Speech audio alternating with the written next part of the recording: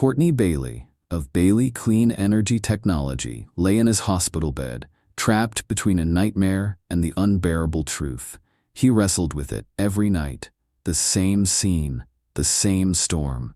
Glass towers reflected each jagged bolt of lightning, slicing the sky like a blade tearing through silk.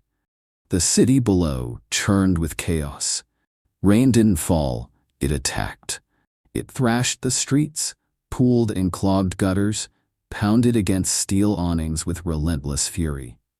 Wind screamed through alleyways, lifting trash in wild spirals, flinging it against buildings like shrapnel. Traffic lights blinked in confusion, then flickered out, leaving intersections swallowed by shadows and fear. High above, in towers of steel and glass, silhouettes froze, figures backlit by warm rooms, motionless as thunder cracked louder than the city itself. It sounded like the sky collapsing. Inside the car, Cortney's hands gripped the wheels so tight his knuckles turned white. The wipers couldn't keep up. Sheets of rain distorted everything. Headlights, taillights, pedestrians huddled under bus stops. He had just finished a pitch meeting. Bailey Clean Energy was about to partner with a citywide transit initiative. The future was solar, efficient, beautiful. And then the storm came, and everything beautiful turned violent. The scream of tires on slick pavement still rang in his ears. The crunch of steel, the explosion of glass, the moment of weightlessness as the car spun. Someone shouted his name, or maybe it was him, shouting for someone else. He could never remember what happened after the second impact. Just light, just pain, just blackness. He gasped awake. A nurse was there. Not the same one from yesterday. This one moved quietly, carefully adjusting the IV and checking the monitor beside his bed. Her presence was efficient, but kind. "You were dreaming again," she said softly, eyes flicking to the tremble in his fingers. "Want something for the pain?" He shook his head. Pain was fine. Pain was real. Pain reminded him he was still here, still alive. He blinked at the ceiling, sterile and blank, as if it too refused to answer the questions screaming inside his head. He tried to shift, just a little, just enough to feel something. He closed his eyes and focused. Move, damn it. Just an inch, just a twitch. From the waist up, he could manage. But his legs lay still beneath the blanket, two useless slabs of flesh that refused to obey. It wasn't fair. He had built Bailey Clean Energy with the promise of movement, of progress. He had stood on stages across the country, declaring a cleaner, better-powered world. He had believed every word. Now he lay powerless in a hospital bed, unable to move the very limbs that had carried his ambition for so long. Outside, the storm was gone. The city had moved on. But inside him, thunder still cracked, wind still screamed, and the nightmare of that night refused to fade. He stared at the ceiling, and he waited. For what? He didn't know. The door creaked open, and Cortney turned his head slightly. Light from the hallway spilled in before being swallowed by the sterile white of his hospital room. Carla stepped in, balancing a pot plant in one hand, and her squirming 1-year-old son, Samuel, on her hip. "Hi, baby brother," she said with a smile, her voice the first warm thing Cortney had heard all day. Samuel's eyes lit up. He wriggled in Carla's arms, then lunged forward toward Cortney with a delighted squeal. Carla leaned closer, letting Samuel tumble gently onto Cortney's chest. The boy's tiny fingers gripped the edge of his hospital gown, and he babbled excitedly, oblivious to the wires and tubes. Cortney let out a small laugh, a real one, sharp and clear, the first in weeks. "I miss you too, little man," Samuel responded by smacking his chest with a chubby hand, then resting his head there, as if he belonged. Carla set the pot down on the windowsill, brushing dirt from her hands. "You can plant these tulips in your garden when you get out of here," she said, like she was talking about tomorrow's weather. Cortney glanced at the plant, then at his motionless legs.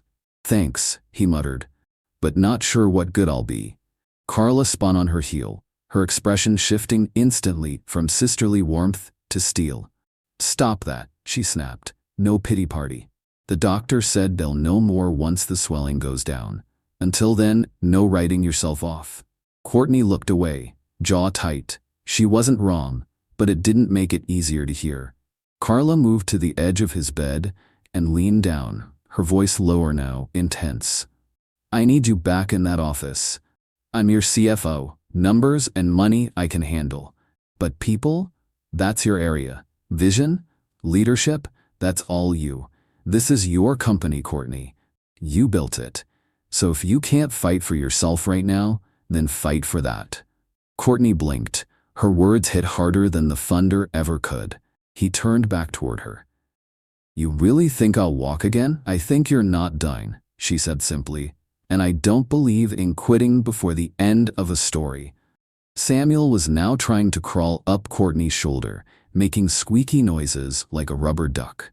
Carla reached to scoop him up, but Cortney shook his head. "Let him stay a minute," he said quietly. The boy settled into the crook of his arm. Cortney let his hand drift over Samuel's back, just to feel something alive, something warm. "Everything was about to change," Cortney said, voice low. "We were about to go national. Government contracts, the whole grid. We were right there. And we still are," Carla said. "The board's waiting. Investors are nervous, sure, but they believe in the product. They believe in you." Cortney exhaled slowly. "I don't even know who I am without this company." Carla didn't flinch. "Then stop wasting time feeling sorry for yourself, and remember who the hell you are. You're Cortney Bailey. The man who sold clean energy to oil lobbyists, who made solar sexy to steelworkers, who turned a garage prototype into a billion-dollar venture." Cortney stared at her. "You think some hospital bed is going to stop that guy?" she asked. He didn't answer, not yet. The rain outside had thinned to a drizzle, and soft gray light filtered in through the window. Carla picked up the tulip pot and held it out again.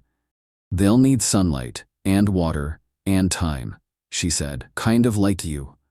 Cortney reached out slowly with one hand and took the pot. The ceramic was cool, the soil damp. A few bright green shoots were already poking through. He looked at her. "Okay," he said. "No pity party." Carla nodded. "Good, because your team needs you, and I need my brother back." She turned to leave, Samuel now perched back on her hip, waving his little arm in wild circles. "See you tomorrow," she called, walking through the door. Cortney stared at the tulip pot. One green shoot bent slightly toward the light. He placed it on the nightstand, then closed his eyes. He imagined the garden. Then he imagined walking in it. Not a dream, a plan.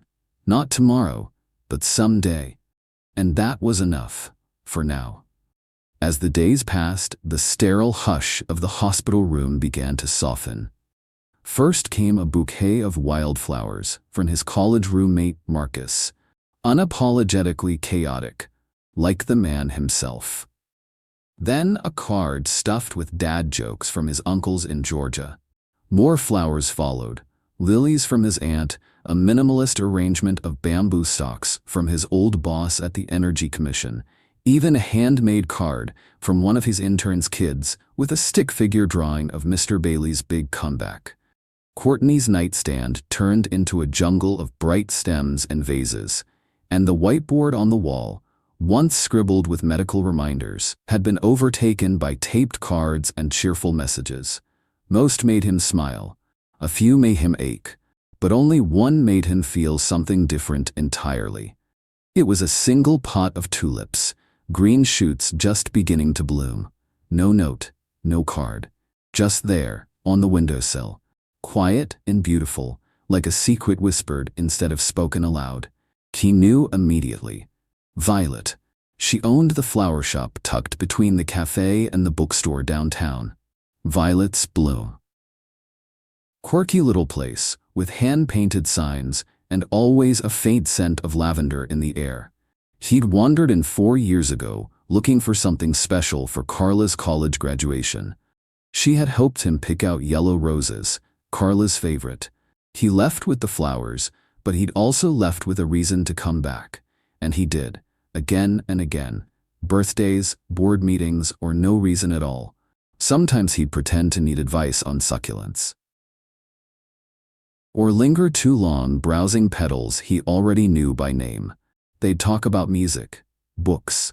Once she gave him a cutting from a pothos plant, saying, "Because your office needs some life."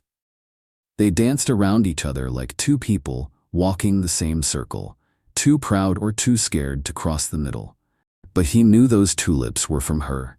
He was staring at them when the doctor came in.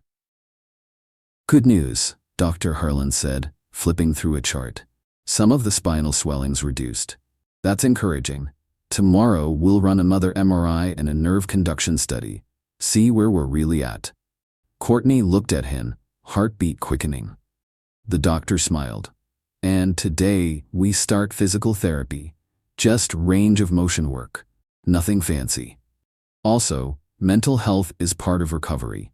You'll be seeing one of our therapists this afternoon for an emotional assessment." "Therapy, huh?" Cortney said, not quite sarcastic, but close. The doctor shrugged. "Can't build a future if the foundation's cracked. Body and mind, both. You're in for a long haul. But it's not a dead end." After he left, Cortney looked at the tulips again. Then he picked up his phone and stared at it for a long time. Finally, he typed, "Thanks for the tulip. Not ready for visitors yet, but maybe by the end of the week." He hit send, instantly regretted it, then regretted regretting it. The reply came just a minute later. "You have till the weekend. I'm coming, ready or not." He smiled in spite of himself. Later that afternoon, physical therapy arrived in the form of a cheerful man named Darren, who looked like he could bench press the hospital bed. "We're not walking marathons yet, my man," Darren said. "We're just getting the body to remember what it forgot. Small stuff first. You in?" Cortney hesitated, then nodded. The session hurt, more mentally than physically. Tiny stretches, micro movements, each one felt like a reminder of what he couldn't do. But Darren didn't let up. He kept talking, telling stories about other patients, cracking jokes, anchoring Cortney to the moment like a rope tied to the cliff's edge. Afterward, Cortney was exhausted, not from the exercises, but from the weight of hope. It was heavy sometimes. By evening, a new therapist arrived, a soft-voiced woman named Jen. She asked him questions that had nothing to do with muscles, and everything to do with fear. "You're allowed to be angry," she said. "You're allowed to not know what comes next." He didn't have answers for her, but he talked, a little, enough to feel like he wasn't buried under the wreckage anymore. When she left, Cortney turned back to the window. The tulips had started to open, soft, subtle color emerging like a promise kept. He opened his phone again, typed, then deleted, typed again.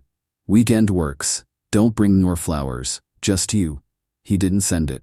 Not yet. But it stayed on the screen, blinking, like a door, halfway open. Early Saturday morning, Violet tilted her head, studying herself in the full-length mirror, like she was sizing up a worthy opponent. Her skin glowed with a copper-red warmth, kissed by the early sunlight slipping through the blinds. Her afro puffs sat proudly on either side of her head, defying gravity and rules, just like her. She adjusted her hoops, twisted her lips side to side, then nodded with finality. "Yeah," she whispered, stepping back with a hand on her hip. "I look good." But this wasn't just about looking good. This was about Cortney. He needed something to focus on today, something more than hospital charts and recovery timelines. He needed her, her laugh, her sass, her chaos, her heart. He needed to see that she wasn't running. "No matter how scared you get," Violet muttered to her reflection, "you're not leaving him." 9:47 a.m. Cortney sat in his wheelchair near the window, staring at the same tree branch he'd been watching for the last 30 minutes. His mind wouldn't shut off. He hated this feeling, the waiting, the helplessness. The doctors were supposed to update him today. Nerve damage, muscle strength, future mobility. All the words swirled in his head like smoke. What if I never walk again? What does that mean for someone like me? And then came the real gut punch. What does that mean for Violet? They weren't even official. He kept her at arm's length, made excuses about work, timing, needing space. But she always came back, always brought that spark.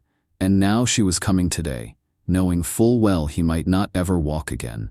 Cortney rubbed his temples. What if she sees me differently? What if she sees me as broken? Knock, knock. He jumped. A pause, then a familiar voice. Open up, paleface. It's your better half. Cortney rolled over to the door and opened it to find Carla, his sister, dressed in Saturday casual, but still managing to look like she belonged on a TV panel. She gave him one look and narrowed her eyes. Boy, you look pale, like scared pale. He backed up to let her in. I'm fine. Carla sang, breezing past him. Spoken like a man who is not fine. Spill it. Cortney hesitated, then sighed, rubbing the back of his neck. Violet's coming over today. Carla turned, one brow cocked. That's what got you looking like you seen a ghost. You better not tell me you're still trying to figure out how you feel about her. It's not that, he began. She pointed at him. Don't lie. I'm not. It's just, after the accident, I don't know. Everything's different. The doctors might say I'll never walk again. That changes things. For who? Carla asked, crossing her arms. For her. Carla threw her head back and laughed. Boy, please, that woman has been showing up for you since before you knew you liked her. You think a wheelchair's gonna scare her off? You don't know Violet at all. She deserves someone who can actually walks. She deserves someone who doesn't keep pushing her away because he's scared, Carla cut in. You know what I see when I look at you two? Two people madly in love, but too stubborn, too proud, and too dumb to admit it out loud. Cortney opened his mouth, then closed it again. Carla stepped closer, lowering her voice. She's not showing up today out of pity. She's showing up because she's already chosen you.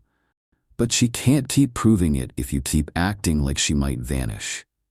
A silence settled between them. Then, knock, knock, knock. Cortney's heart stuttered. Carla smirked. That's her. Don't mess this up, baby brother. A few moments later, the door opened.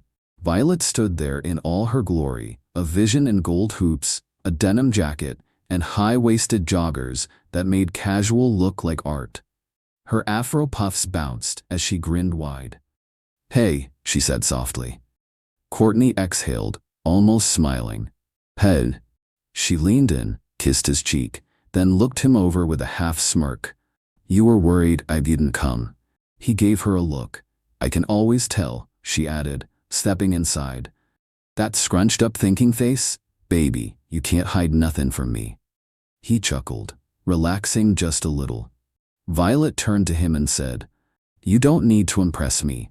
You don't need to apologize. You just need to let me love you. And for the first time since the accident, Cortney let himself believe maybe he was still whole, after all. Mid-afternoon, the light was soft now, stretched across the bed where Cortney rested against the pillows. Violet sat beside him, shoes off, legs folded beneath her. The earlier laughter from breakfast had faded into something quieter, more tender. Cortney's hand was in hers, and she was tracing small circles on his palm. They hadn't said much for the last 20 minutes. Can I ask you something? Violet finally said, voice low. Cortney nodded. Yeah. Were you going to keep shutting me out, or were you just hoping I'd get tired and walk away? He sighed, eyes fixed on the ceiling.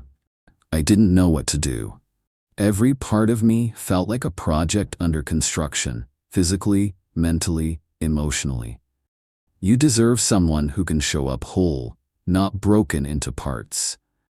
Violet turned his face gently toward hers. You ever think maybe I don't want whole and polished? Maybe I want real. You in a chair, out of a chair, limping, learning, healing. None of that changes how I see you. What you've been through just makes you more. Cortney blinked, overwhelmed. I didn't want you to have to carry my pain. I'm not carrying it, she whispered. I'm walking through it with you. Silence lingered. Then, a knock at the door. Dr. Mendez stepped in, clipboard in hand, smiling warmly. Am I interrupting? Violet smiled, shifting to sit up.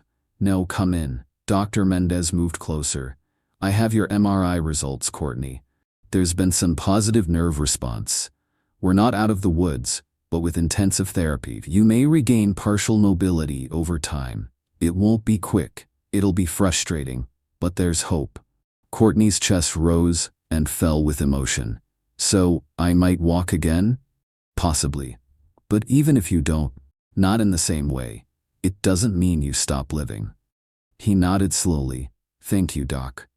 After Dr. Mendez left, Cortney let the words settle. Then, he looked at Violet.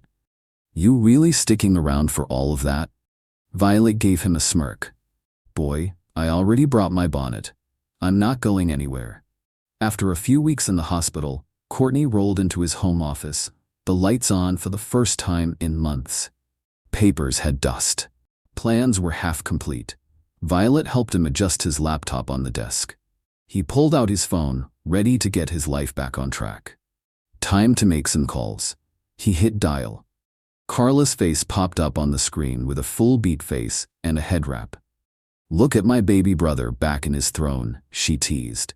Hey sis, can you loop in the investors?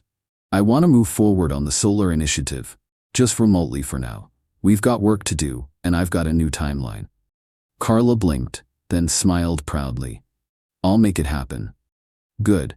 Also, I'm going to be doing a lot more from home. Violet's helping. Say less, she winked. I'll schedule it all. As Carla started adding names to the call, Cortney looked at Violet beside him. She leaned over and whispered, You ready? He smiled. For the first time in a long time. Yeah, I am. In Cortney's home office. The camera blinked on, framing Cortney sharply from the shoulders up.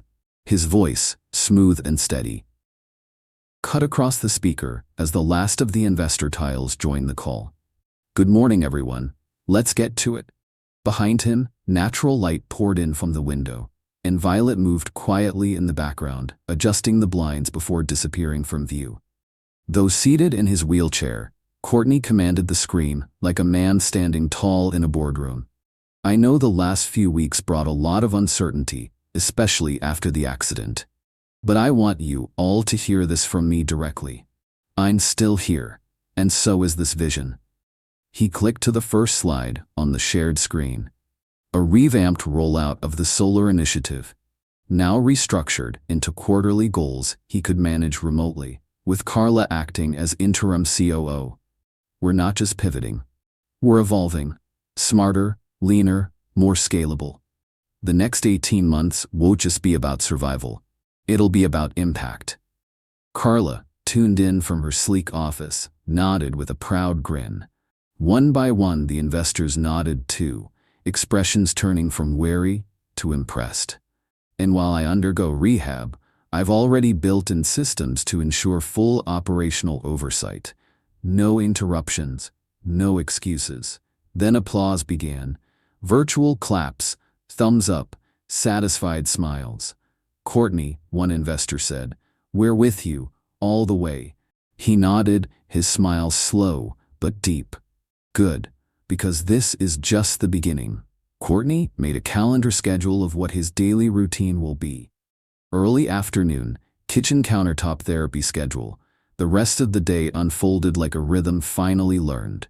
1 p.m., physical therapy session streamed on the TV, Violet encouraging him through every leg lift and resistance push. 2 p.m., laughter over protein shakes and stretch breaks. 3 p.m., a quick status update with Carla, while Violet restocked her online store orders from the kitchen table. 5 p.m., calendar time blocked off simply as us, early evening, on the couch, wrapped in soft light. Takeout containers sat open on the coffee table, Thai noodles, spring rolls, and a mess of sauces. Jazz plates softly in the background. Cortney was in sweats, his muscles relaxed from the workout, but his soul buzzing from what the day had turned into. Violet sat curled up beside him, her leg brushing against his. Then she turned to face him fully. I've been patient, she said quietly, eyes serious, waiting on you, because what you're doing, It's important. Building something that matters, that takes everything you've got. I get that. I've poured my life into my shop. He listened, nodding. But I also heard what you were saying, even when you weren't saying it out loud. She leaned in. Every time you walked through my door, trying not to smile too hard or stay too long, you were saying, I want you in my life. Cortney's throat tightened. Violet took his hand, soft and certain. So now I'm saying what we've both been avoiding. We're a couple. I'm not hiding it. I want this. I want you. And I want everyone to know that. Then she kissed him. Not just soft or sweet, but full, claiming, truthful. When she pulled back, Cortney looked at her for a long moment, then whispered, You just gave me a reason to look forward to therapy. She laughed, but her eyes glistened. His tone turned sure, steady. I know the doctor's being cautious with his words, but I've already made up my mind. I'm going to walk again. Violet smiled, eyes burning. I might not stand like I did before, Cortney continued, but I will get out of this wheelchair. I'll rise on my own 2 feet, and the first place I walk will be into your shop, with the biggest grin you've ever seen. Violet shook her head, pulled him close again. I'll be waiting. But not as some maybe, she whispered. I'll be waiting as yours. And together, on a quiet Saturday evening filled with food, jazz, and forward motion, they wrote the first page of a new chapter. 3 months later, Physical Therapy Center, 7:30 a.m. The room was quiet except for the low hum of the air conditioner and the gentle rhythm of Cortney's breathing. His therapist adjusted the harness above the treadmill-like walking support machine, then stepped back. You ready? She asked, clipboard in hand. Cortney nodded once. No crowd, no cameras. Just him, a quiet space, and the voice in his head whispering, let's go. The belt moved, slow at first. He focused. Left leg, weight shift. Right leg, pressure through the foot. 1 step, another. Then 3 steps, 4. His arms shook from gripping the support bars, but he didn't stop. He was walking. Not carried, not rotated manually. He was walking. Tears welled in his eyes. The therapist smiled softly, giving him his moment. You did it, Cortney. He nodded again, too full to speak. He didn't call anyone, didn't text. This was his, something he needed to hold in his heart like a secret sunrise. That night, after Violet kissed him goodbye and headed home, Cortney sat on his bed, sore but light. Then came the dream. He was at Violet's shop, just before sunset. The bell above the door chimed softly. Violet looked up from the counter as Cortney walked in. No wheelchair, no braces, just him, standing tall. Shoulders back, a quiet fire in his eyes. She smiled slowly. You can. I told you I would.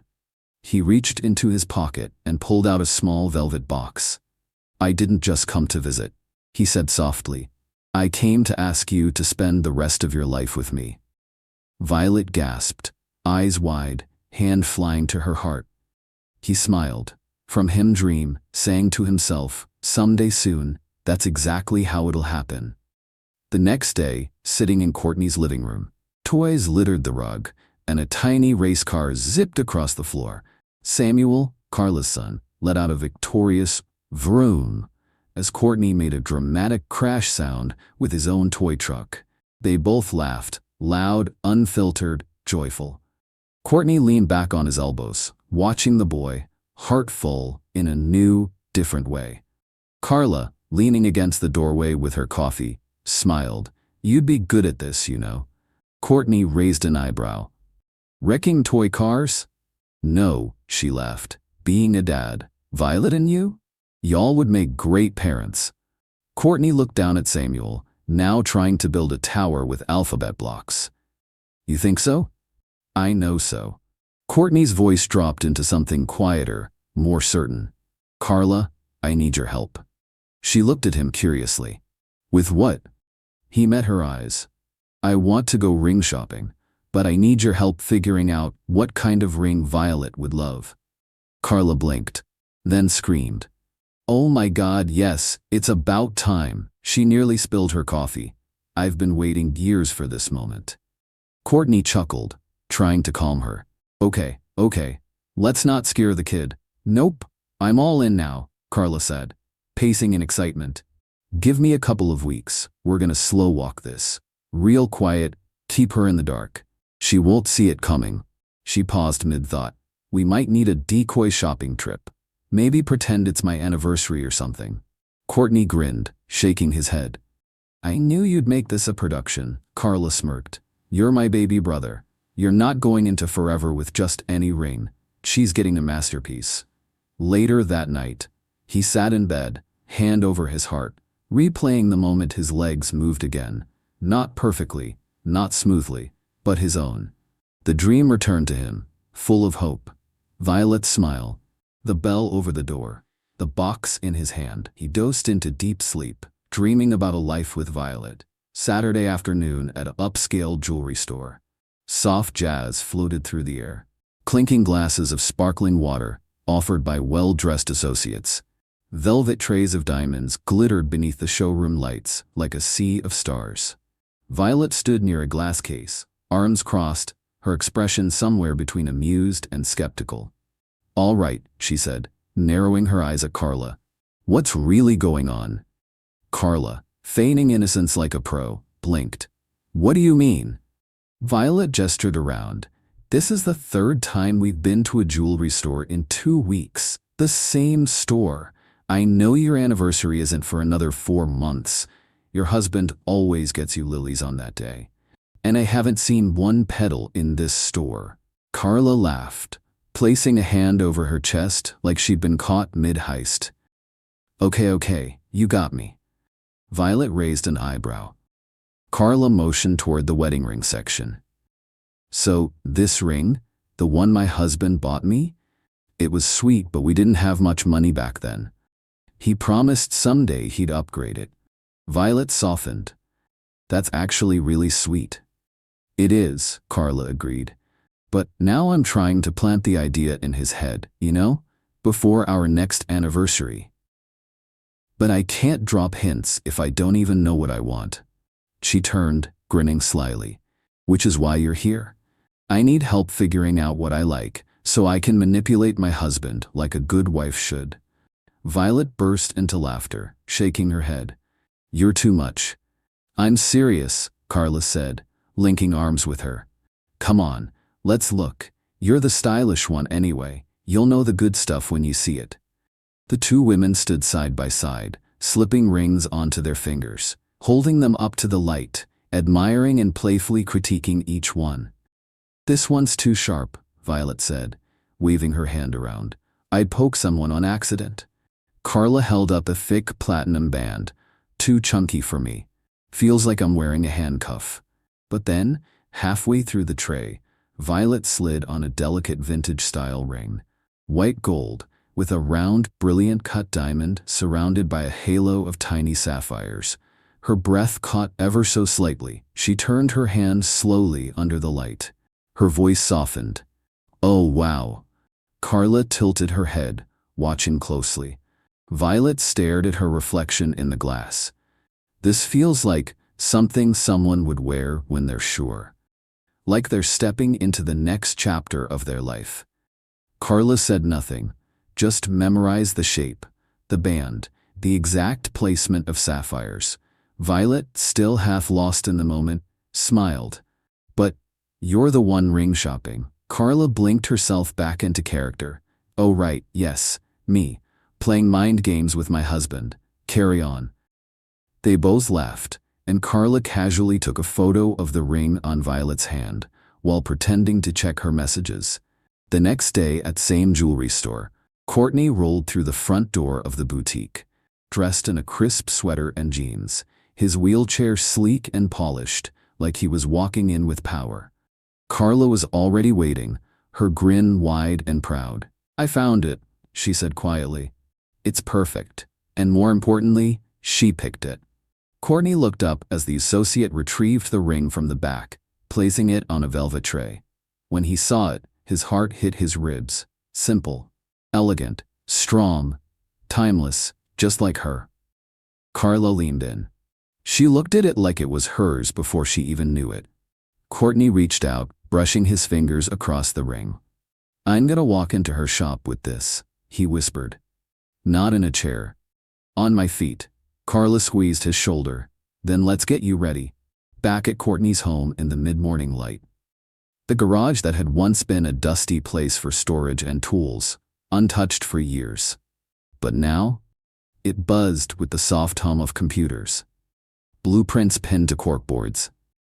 A whiteboard filled with strategy notes and solar module sketches. A sleek standing desk had been customized for his height in the chair, and a workbench stretched along one side for prototypes and parts. Cortney leaned over a blueprint with one of his engineers, marker in hand, explaining a new angle on a compact panel system for urban homes. His tone was calm, but charged, laser-focused.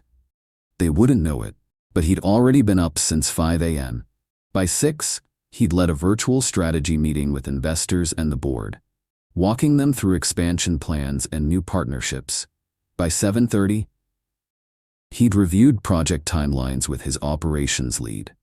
And now, by 9:15, he was troubleshooting specs, wheelchair beside him, chest damp with the sweat of effort and early therapy stretches. He was building more than just a business. He was building himself day by day, brick by purposeful brick. Later that day, Carla sat on the edge of the couch sipping a smoothie, while Cortney adjusted a strap around his leg brace.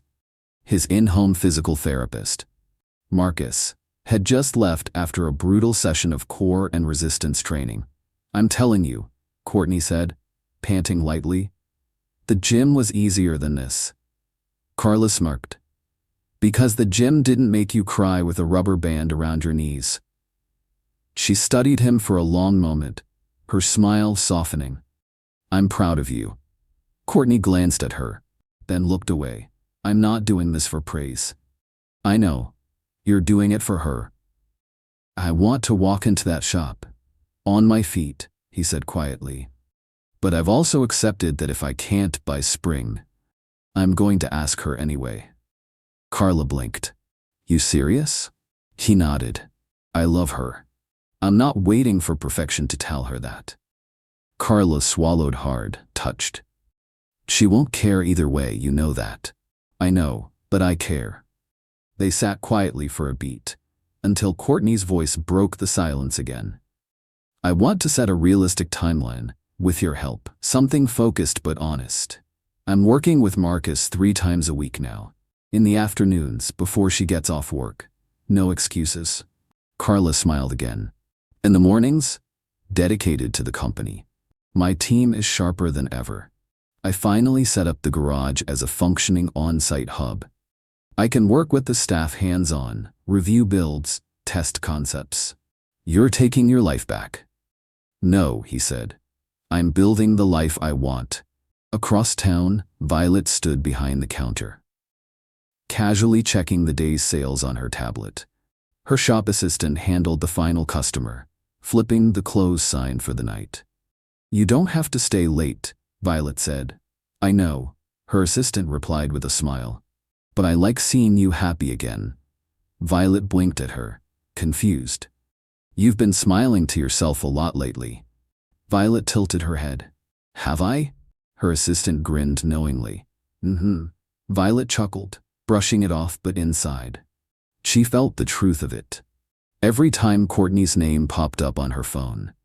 Every time he surprised her with random midweek texts, checking in, asking how her staff is doing, sending silly memes, or photos of new panel prototypes. Every time he looked at her like she held gravity in his universe.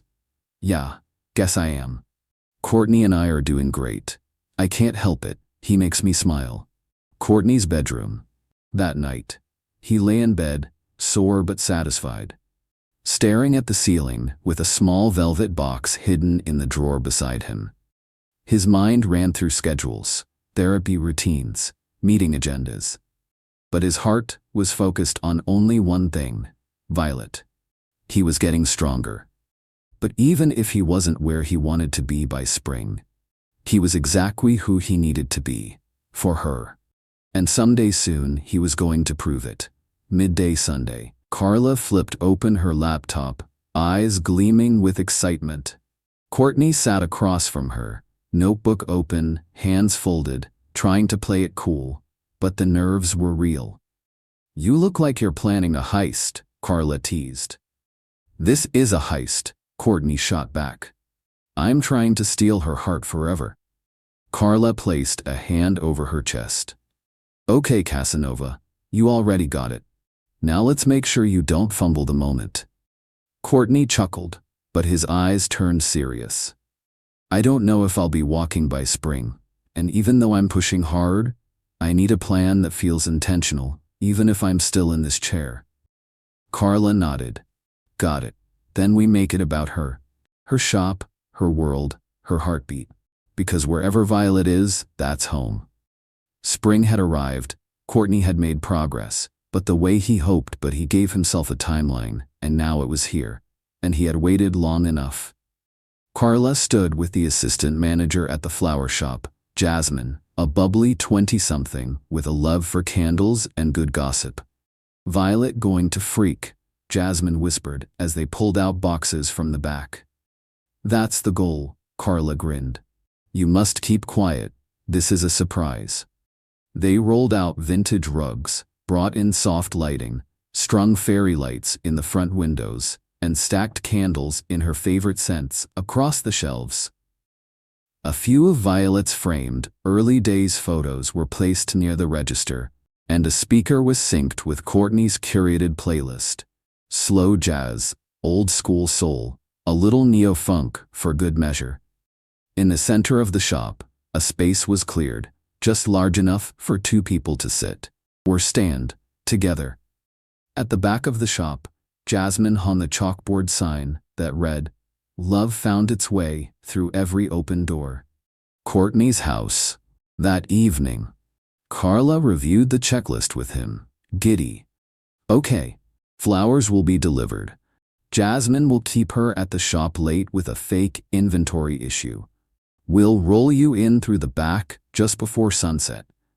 Cortney nodded, heart pounding. "And the speech?" Carla asked, narrowing her eyes. "I've got it memorized," he said. "You nervous?" "I'm terrified," he admitted, but in a good way. He rolled to the mirror and looked at himself. Fresh cut, dark button-up, and the small velvet box in his pocket. "She makes me better," he said softly. "And I don't want another year of hiding how much." Carla blinked back sudden tears. "You're ready. At Violet's shop. The scene is set. Candles glow. Music hums. The shop that Violet built with her own hands is now transformed into the space where her next chapter is waiting for her. Where Cortney will be waiting, ring in hand, heart wide open. Whether standing tall or seated with grace, he's not proposing from a place of limitation, but from love, from certainty, from purpose, and she will never see it coming. The streets outside were hushed in the soft glow of twilight. Violet turned her key in the lock, expecting to wrap up a late inventory check after Jasmine's urgent text. The moment she stepped inside, she froze. The lights were dimmed, but soft, golden fairy lights sparkled across the ceiling, like stars caught in a net. Her shop had been transformed. The scent of her favorite candles, amber, sandalwood, and a hint of vanilla, wrapped around her like a warm embrace. Slow jazz floated from the back speakers. At the center of the room, surrounded by a circle of flickering tea lights, was Cortney, seated in his wheelchair, wearing a tailored dark button-up, a velvet ring box in his jacket pocket. Violet stood still, her breath catching. "What is this?" Cortney smiled gently. "Come in. Lock the door behind you." She did, slowly, her eyes never leaving him. When she reached him, he looked up at her like she was the only thing holding the stars in the sky. "Violet, I thought you were with your therapist today," she whispered, still dazed. "I was. And I've been working on something else too. Something bigger than strength. Bigger than walking. He took her hand. I've been building toward this moment, day by day. At first, I thought I had to walk into your shop before I could ask you what I've wanted to ask you, since the first time I saw you smile. He paused, taking a breath. But then I realized, I've already stood with you. I've already chosen you. And you've shown up for me, at my lowest. You never looked away. Not once. Tears welled in Violet's eyes. This, he gestured around the shop, this is your world. The place you built with heart, style, fire. And I wanted to ask you, in the one place where I always felt closest to you, if you'd let me build the rest of my life with you. He reached inside his jacket and pulled out the ring box, open to the vintage-style white gold ring with the brilliant diamond surrounded by sapphires. Her dream, her taste, her heart shimmered in the soft light. Violet green, will you marry me? Her hand flew to her mouth, a soft gasp escaping. Then, a laugh, half sob, half joy, as she dropped to her knees in front of him, cradling his face. Yes, she whispered. Yes, yes, yes. She kissed him, deeply lovingly, with the kind of kiss that tells time to pause and let them breathe in only each other. When she pulled back, her hand rested on his chest. You didn't have to stand to propose, she said softly, because you already gave me everything I ever wanted. A man who sees me, who fights for us, who loves without fear. He rested his forehead against hers. I still plan to walk in here one day. You will, she whispered, and when you do, I'll be waiting with open arms. Outside the shop, her hand in his, ring glittering under the moonlight. From the street, Carla peeked from the car window and whispered through a grin. She said yes. Jasmine fist-pumped beside her in the passenger seat. Carla wiped a tear and murmured, "Told you. All she needed was you." Things were great, but then the company demands began to take over. Sunlight slanted through gauzy curtains, painting golden streaks across the breakfast table. Violet sat in one of Cortney's oversized flannels, barefoot, stirring honey into her tea. The air smelled of toasted cinnamon and something bittersweet. Maybe nostalgia, maybe hope. Across from her, Cortney sat with his laptop open, phone beside him, eyes flickering between incoming emails and investor updates. He hadn't touched his coffee. "You want your eggs reheated?" Violet asked gently. He didn't answer right away. "Babe?" He looked up, distracted. "Sorry, what?" Violet forced a small smile. "I asked about your eggs, but it's okay. I'm used to the glaze over now." Cortney frowned, finally setting his phone down. Come on, I get it," she said, her voice calm but tinged with disappointment. "Your business is taking off and that's amazing. I'm proud of you, I really am. But this wedding, it matters to me, to us. I don't want to do it alone." Cortney exhaled. "I'm trying, things are moving fast. The new partnerships, the expansion, the green tech pitch." Violet nodded slowly, pushing back from the table. "I know. And I'm not asking you to stop building your dream. I'm just hoping I can still be part of it." She kissed his forehead softly, then left the room.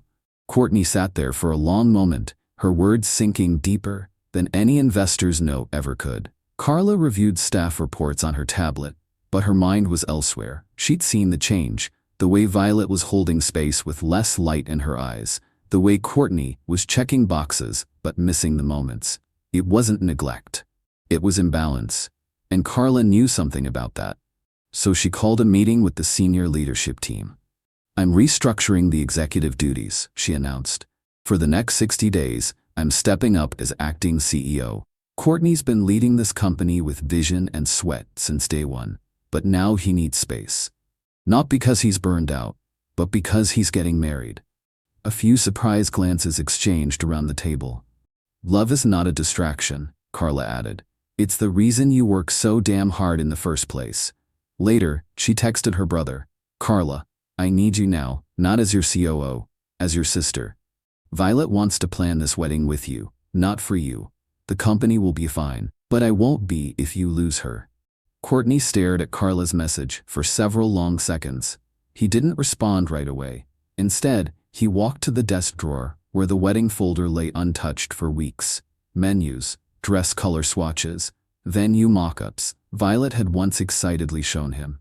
He ran his hand across the cover, then reached for his phone. Cortney, calling. Carla, her voice came through instantly. About time, he laughed softly. I'm sorry. You were right. Violet's been waiting on me too long. I've been here but not with her. You got lost in the grind, and you forgot who you were building the castle for, Carla said, gentle but firm.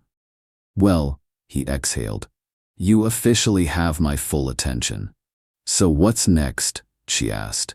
Cortney smiled. That's what I was about to ask you. The next day, the bell rang above the door. Violet looked up from arranging display candles and gasped. There he was. Dressed down, laptop nowhere in sight, bouquet of tulips in hand, and that look in his eyes. I cleared my schedule, Cortney said. For you, for us. I want to help plan this wedding, every detail, every dance. Violet blinked back tears. You serious? I'm sure. He held out his hand. Let's do this, together. She walked into his arms without hesitation. Violet took a seat on his lap, and as they held each other, surrounded by the soft glow of her shop's warmth, everything finally felt aligned. Love, purpose, and partnership, rebalanced. Wedding planner meeting began on a late Saturday morning. The cafe was warm and cozy, tucked into a corner near the botanical gardens. A bouquet of wildflowers sat in a mason jar between two steaming mugs. Violet and Cortney sat across from each other, hands intertwined beneath the table. Their wedding planner, Lana, cheerful and efficient with a pen tucked behind her ear, flipped open her leather-bound notebook.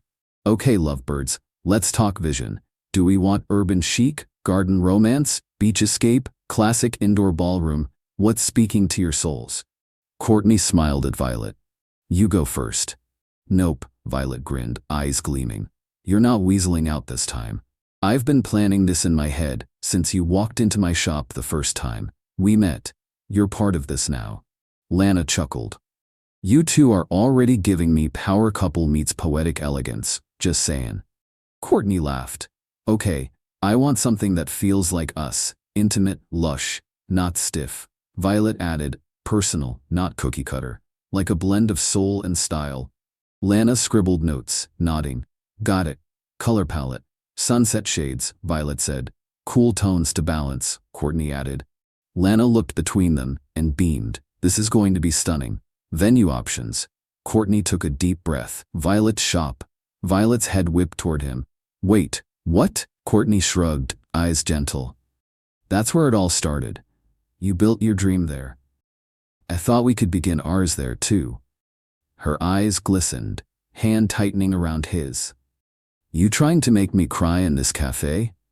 Yes, he said without hesitation. The apartment was quiet.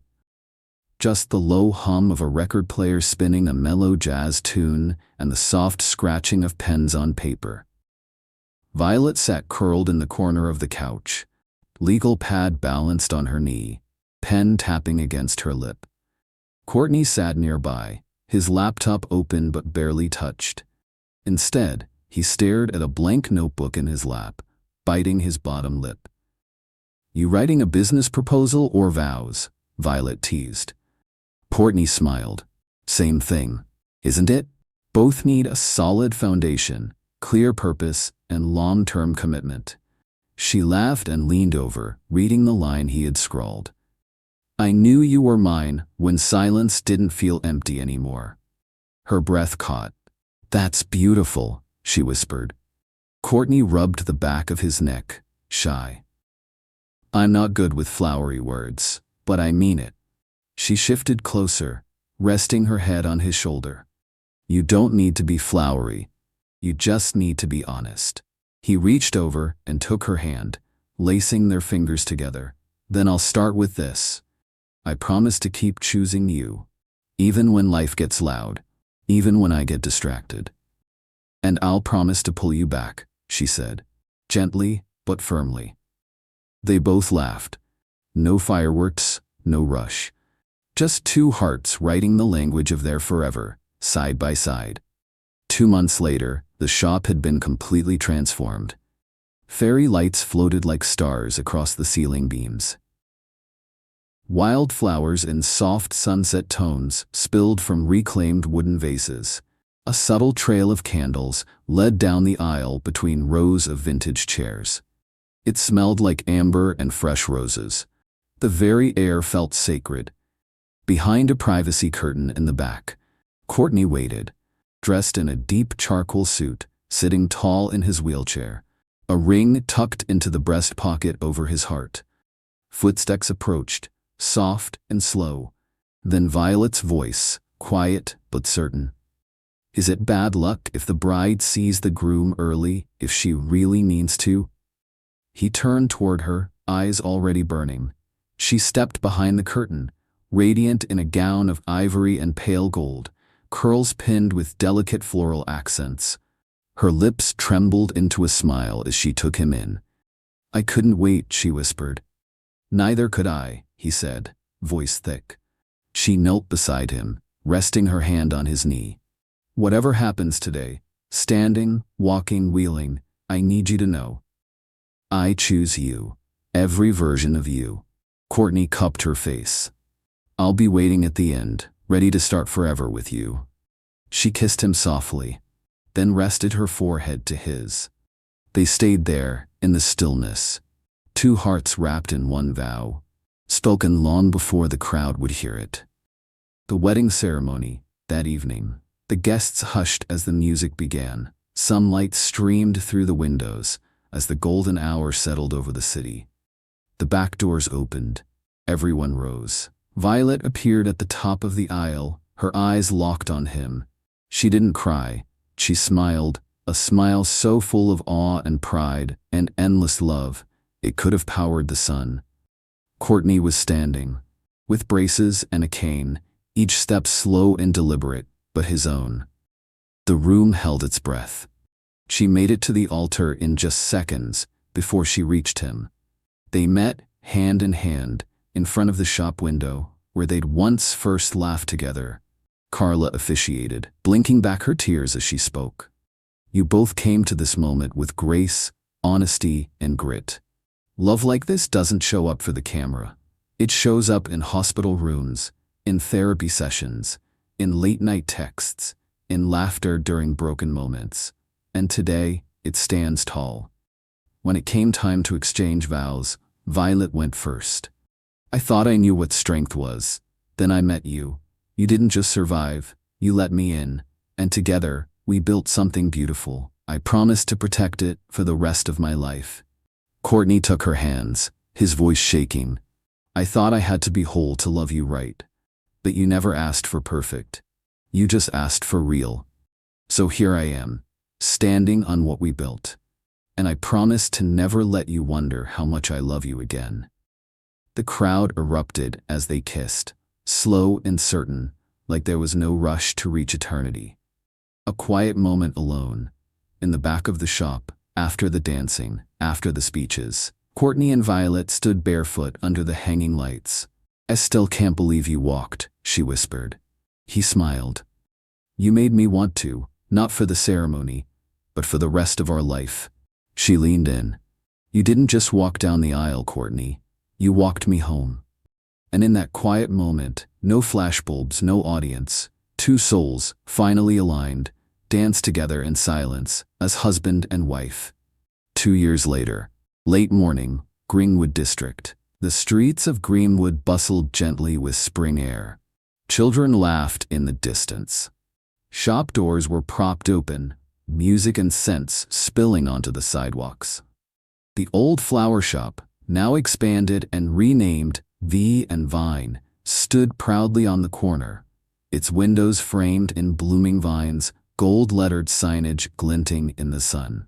Cortney walked down the sidewalk, hands in his pockets, no cane, no braces, just him, fully upright, confident, strong. He wore his fitted tee and tailored jeans like armor. Strangers still sometimes watched in admiration, having remembered his wheelchair, the headlines, the community rallies. But now, he was just Cortney, the man who ran a clean energy company, co-owned a wellness initiative with his wife, and somehow always made time to bring Violet lunch. He opened the flower shop door, a tiny bell jingling above him. Inside, sunlight streamed through skylights. The air was thick with lilac and jasmine. He stepped into the familiar warmth and called out, "V?" No answer, but music was playing. And in the middle of the room stood a small round table, covered in baby's breath and roses. On top, a note, "Open me, Daddy-to-be." Cortney froze. He looked around slowly. The front counter, empty. The studio door was closed, but the moment held him still, anchoring him where he stood. Hands trembling just slightly, he opened the note. Inside, in Violet's soft, looping handwriting, "Surprise. You always walked into my shop like you belonged here, even when you doubted everything else. Now you're about to walk into something new. I'm 11 weeks. Our baby is healthy, and I've never been more sure of anything. I knew you'd be an incredible husband, but now I can't wait to see you become a father. Love, your forever flower girl."